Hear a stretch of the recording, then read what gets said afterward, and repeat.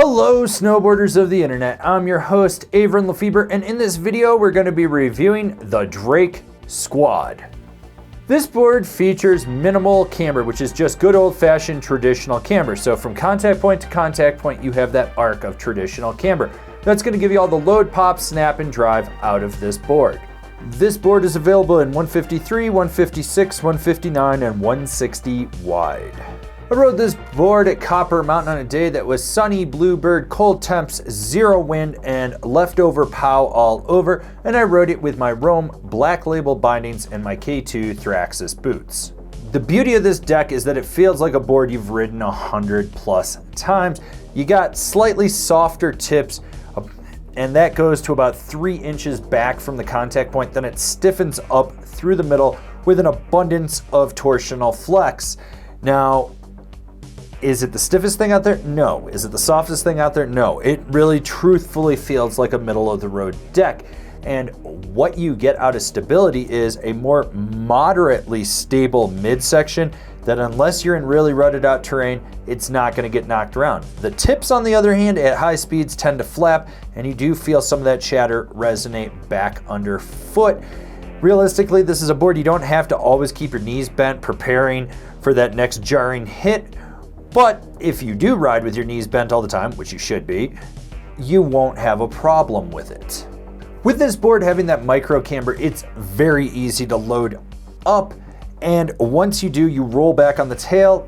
If you don't roll fully back to where the sweet spot is, you're gonna get some solid spring. But if you roll all the way back to where those key defined flex points are on the nose or the tail, it gets a little soggy and you lose some of that spring.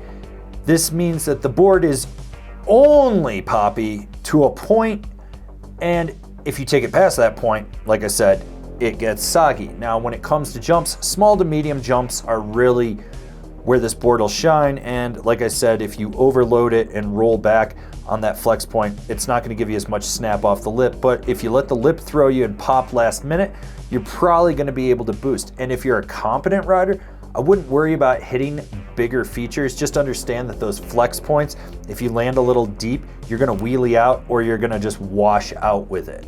With those sweet spots in the nose and the tail being a little bit bigger, you can really butter this board and it just locks in and holds. There's a tiny bit of fight just due to the camber and the flex of this board, so you get a little bit of spring out of it, but it's not enough that you've got to be like, oh my god, I got to worry about it. It's more like, oh hey, I can actually pop out of this and do like a spin if I need to. And when it comes to jibbing, those sweet spots lock in, but for the first few laps, it's going to want to slap down just due to the camber. Once you start to get accustomed to it, you know how much pressure you've got to put to hold it into a tail or a nose press and not worry about it. When you go sideways, this board hugs right around the feature. You never really have to worry about it. It's doing what you need it to do. It's going to get you where you need it to go. Basically, this board can jib and butter. It's relatively easy. If you're a competent intermediate level rider or advanced, you're not going to have any issues with it. When it comes to carving, this is where this board shined for me. I was actually surprised. I was like, wow, this is a really fun board to just rip medium mellow carves or medium powerful carves and tight quick setup turns with. It's got a smooth and fluid edge-to-edge power transmission, and when you drive into the camber and push off the tail and engage that sweet spot, you can really change the bend in your carve.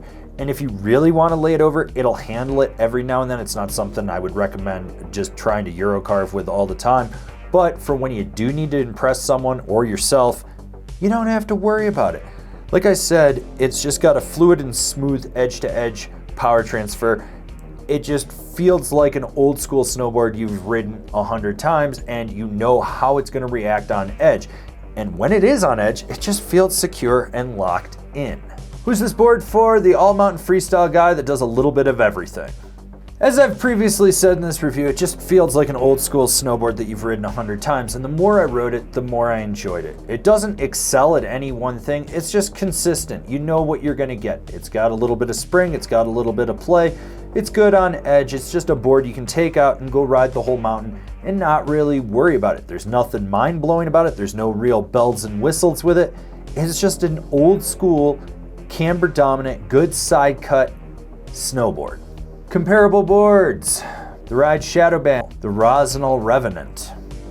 Binding recommendations, the Drake Supersport, the Rome Katana, the K2 Formula. This has been my review of the Drake Squad. Do you agree? Do you disagree? Do you own one? Are you gonna buy one? Leave me a comment down below. Let's have a conversation about this snowboard. If you're new here, remember to subscribe, click the bell, get those notifications. That way you're not missing any of the videos we got coming out for all you snowboarders of the internet. And if you really like what we're doing over here and you wanna support us further, swing on over to Angry Snowboarder VIP and become a member. Sure, I could tell you more here, but I got a video over there that explains it so much better. As always, I've been your host, Avran LeFeber, and I'll see you in another video.